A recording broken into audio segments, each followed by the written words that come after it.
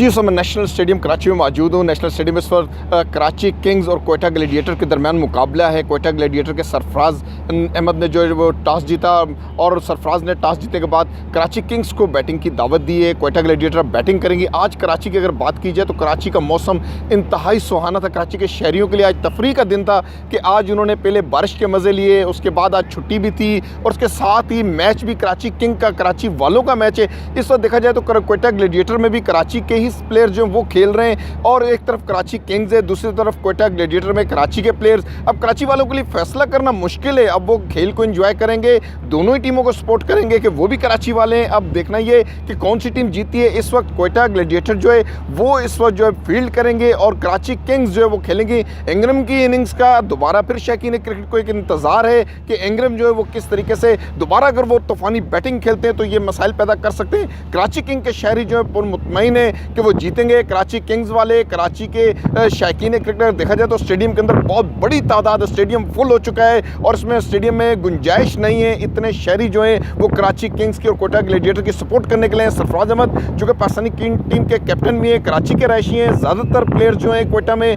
वो कराची के हैं। इनकी सपोर्ट करना कराचियों के शहरियों के लिए ये फैसला करना मुश्किल है कि वो सपोर्ट किसकी करेंगे। लेकिन इस वक्त देखा जाए तो सपोर्ट पाकिस्तान सुपर लीग की है कि पाकिस्तान की ये कौमी मिली ये देखा जाए तो लीग है, इसकी सपोर्ट और इसमें खेलने वाले तमाम साथी जो हमारे नेशनल और इंटरनेशनल प्लेयर हैं उनकी सपोर्ट इस वक्त जारी है। और अब इस वक्त चौके छक्कों की जो बरसात है वो भी जारी है। मैच जो शुरू हो चुका है और इस वक्त देखना है कि कौन सी टीम फातेह करार पाएगी।